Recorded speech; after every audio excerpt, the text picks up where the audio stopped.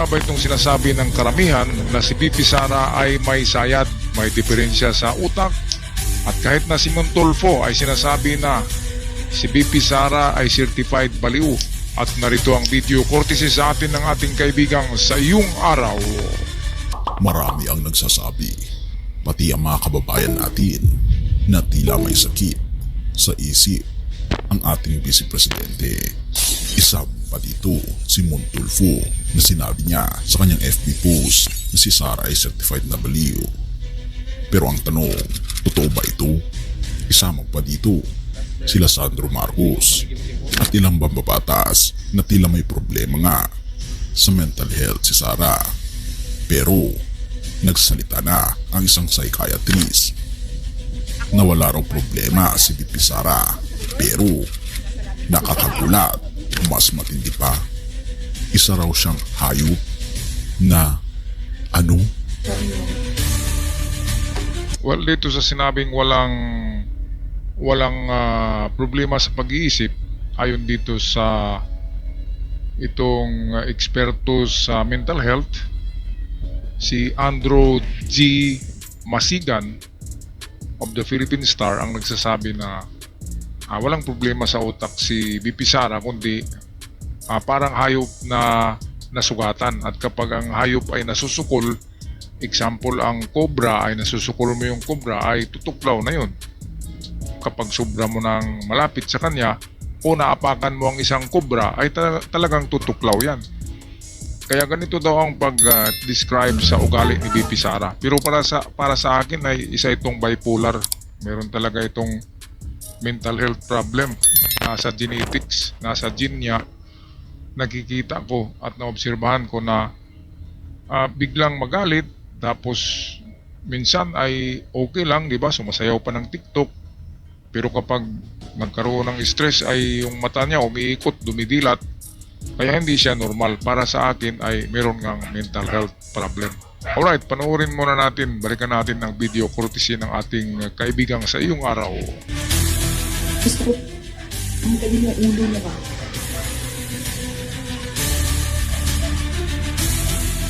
Binubudol na naman nila yung mga tao sa 20 pesos per kilo na bigas. Ma'am, saksak mo ito sa bibig ni Apple Chua hanggang sa kanyang lalamunan.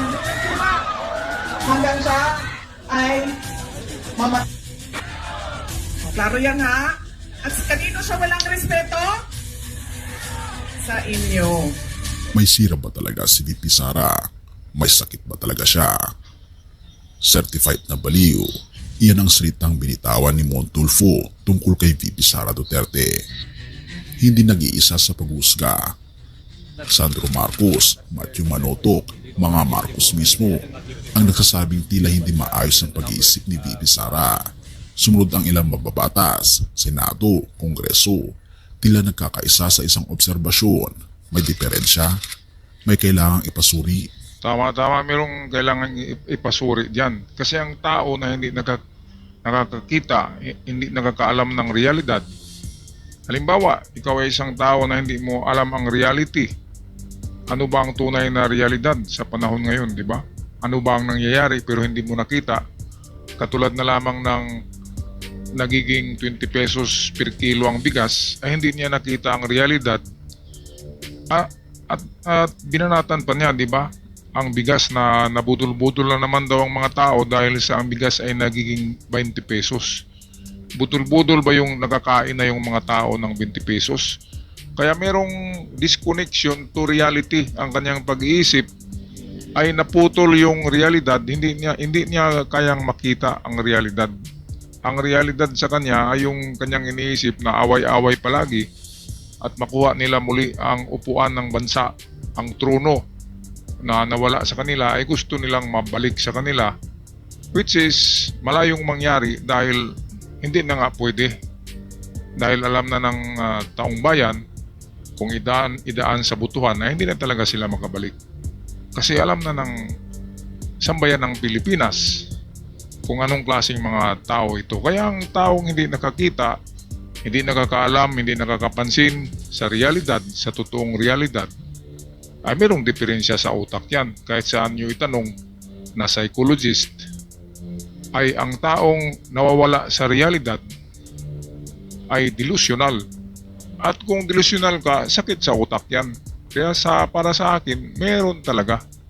Merong something sa kanya which is considered mental health problem. Balik tayo sa ating kaibigang sa iyong araw. Paliwanag ng isang psychiatrist ayon sa isang columnist sa isang pribadong hapunan. Isang lisensyadong psychiatrist ang naglabas ng mas malalim na opinyon.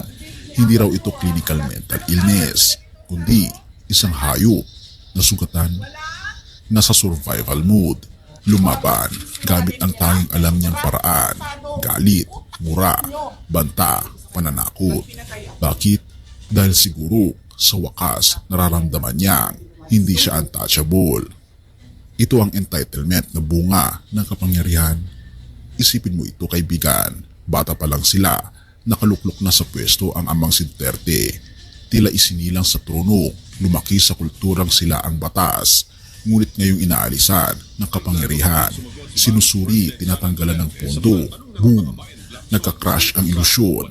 Ayon pa sa isang psychiatrist, hindi siya ang sanay mawalan, sanay siyang sambahin.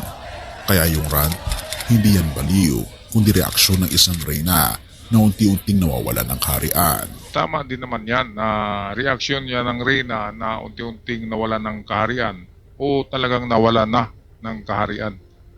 Pero para sa akin, kung atin titingnan, mas mataas pa ang katayuan nila Marcos noon kumpara sa mga Duterte, di ba? Kasi si Presidenteng PBBM ay nanggaling sa ama na presidente. Si BP Sara ay nanggaling sa ama na mayor. Kaya kung tingnan natin ang kaharian, ay mas malaki ang kaharian ng mga Marcos. Pero bakit hindi ganun si PBBM? Nang pinabagsak si Apolacay, ang kanyang ama, pinabagsak ng mga oligarki sa Pilipinas, ay bakit tahimik na lamang ang mga Marcos? Bakit hindi na sila nagkipaglaban? Di ba? Yun yung mga utak na normal. Kasi nakikita mo na hindi na pwede kasi yung suporta ng tao ay nasa iba na. Kaya maghintay ka na lang ng oras na muling babango ang pangalan. Diba? Na muling hanapin ka ng taong bayan. Dito kina Sara ay iba eh. Kahit ayaw na ng mga tao sa kanila ay gusto pa nila. At pinipilit yung mga sarili nila. Kaya delusional. Meron ngang something na masasabi natin na mental health problem. Mental health problem talaga yan.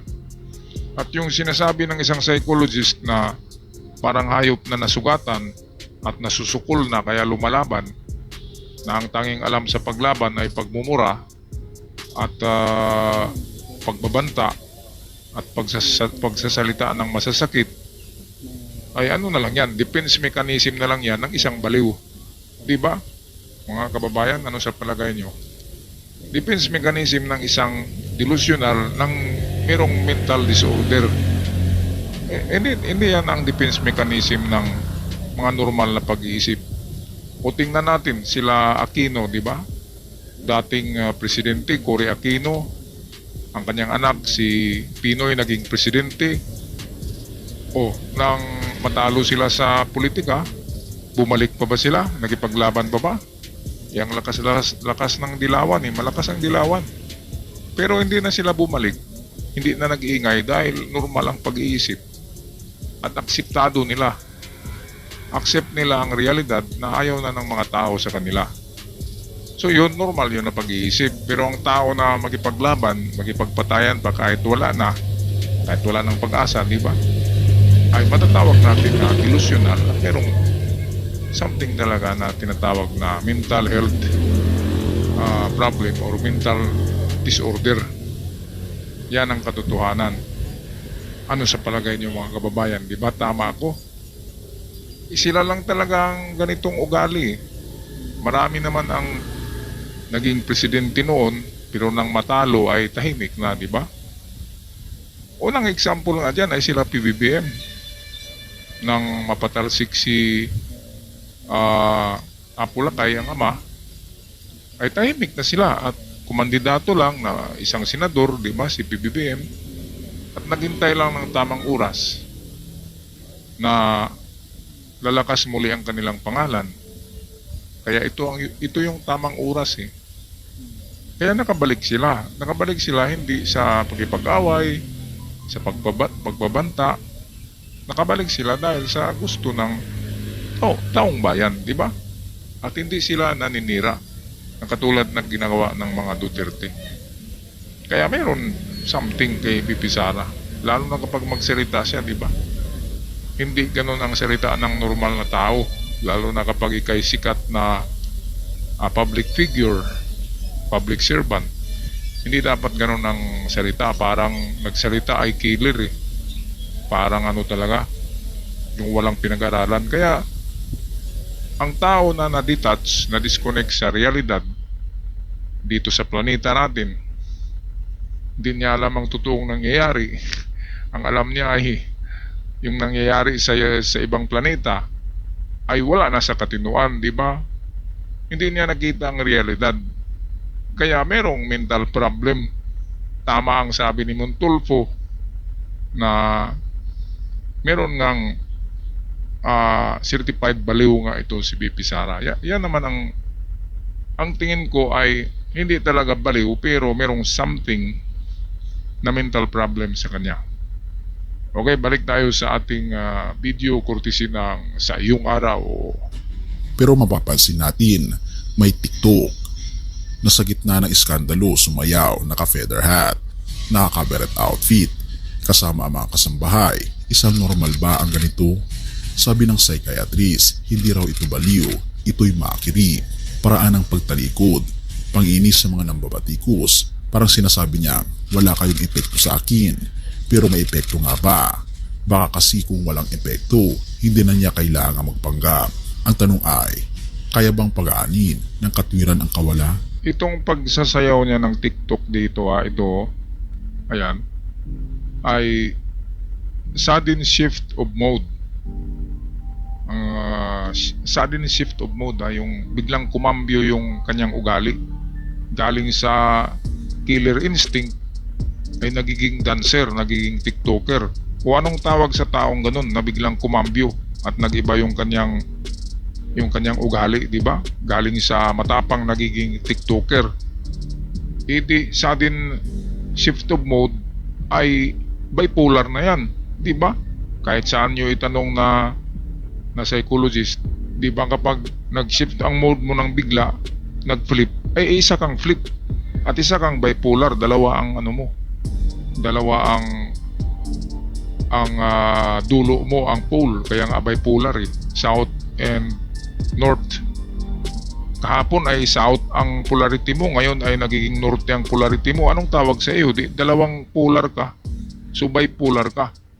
Ayan, nagiging dancer, masayahin, ayan, nakangiti pa. Pero sa ibang video ay killer instinct, nasa killer mode. Kaya hindi normal na tao yan, kahit sinong tanongin nyo na psychologist, mga kababayan. Kapag ganyan, merong sudden shift of mode, ay matatawag ka na bipolar. Okay, balik tayo sa ating video. Ang tanong, nakakatulong ba ang paliwanag sa galit, kabastusan, at pananakot? Maaring hindi, pero nabibigyang liwanag nito kung bakit siya naging ganoon. Hindi excuse, pero explanation. Kaya kapag tinanong mo ako ngayon, baliw ba si BP Sara? Ang sagot ko, hindi ko alam. Pero ayon sa mga kolumnista, siya raw ay delusyonal at tila lubhang mapanganib. Ang pinakamasakit sa lahat, nang tanungin kung ano ang kondisyon para magkabati sila ng mga Marcos, sagot niya, dapat humingi muna sila ng tawad kay Pastor Kibuloy. Anong klaseng prioridad yan?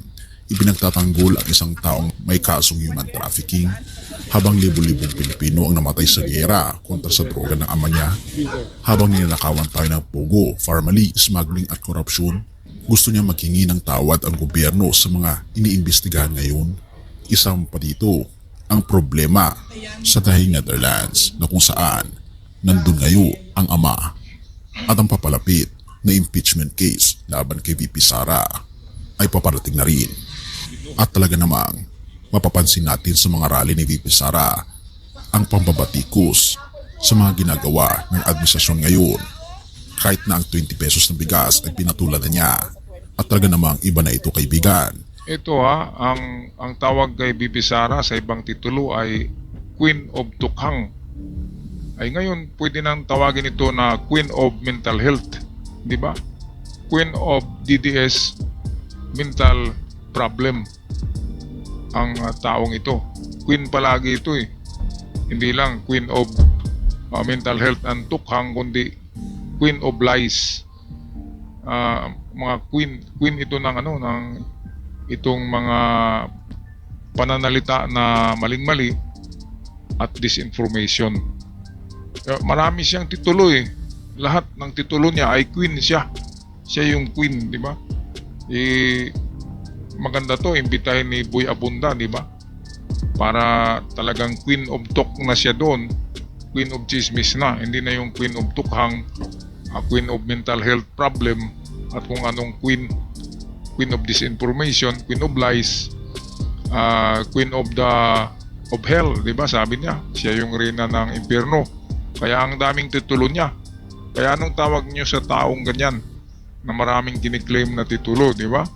Meron ngang problem sa pag-iisip pero ibang degree, di ba? Hindi naman yung baliw na nasa daan tapos naghuhubad ng damit and then nagsasalita ng mag-isa. Ibang klaseng baliw yun. Yun ang totoong baliw. Ito ay parang nagbaliw-baliwan pero actually meron talaga siyang saltik sa utak. Meron nga siyang bipolar na tendency sa tingin ko. Kasi biglang mag-shift yung mode niya eh. From killer instinct into a TikToker. Anong tawag mo diyan? Di ba? Ang saya-saya pa nilang sumayaw. Pero kinabukasan ay yung mata niya didilat, ikot-ikot na naman. At bibirahin niya naman ang mga Marcos. Alright, tapusin na natin ang video courtesy ng ating kaibigang Sa Iyong Araw. Hindi ito pagiging baliw, ito ay pagiging manhid. Therefore, ano ang bottom line? Si Sara Duterte ay produkto ng sistemang siya rin ang nagpalala. Hindi siya mentally ill sa clinical sense. Pero ayon sa mga kolumnista, siya ay delusional, entitled at disconnected sa katotohanan. At kung may tanong ka pa kung siya ba ay dapat manatili sa pwesto, isa lang ang masasabi natin. Ang pinakamapanganib na leader ay hindi yung baliw, kundi yung naniniwalang siya ay outrageously outstanding. Ito mga kababayan, no, tingnan nyo tong mata niya dito. Ayan, no? Ayan. Oh, anong klaseng mata yan? Di ba? Mata pa ba yan? Ito, balikan natin, no? Makikita mo kasi sa mata ng tao. Kaya nga tinatawag na the eyes is the window to a human soul. Ang mata daw natin ay ang bintana na makikita yung ating kaluluwa. Kaya sa mata pa lamang, makikita mo na kung ano ang kaluluwa na ayun, no? Ano bang klaseng, ay naku, ano bang klaseng, makikita mo yung kaluluwa niya sa mata niya eh. Umiikot, sabi ko, dumidilat.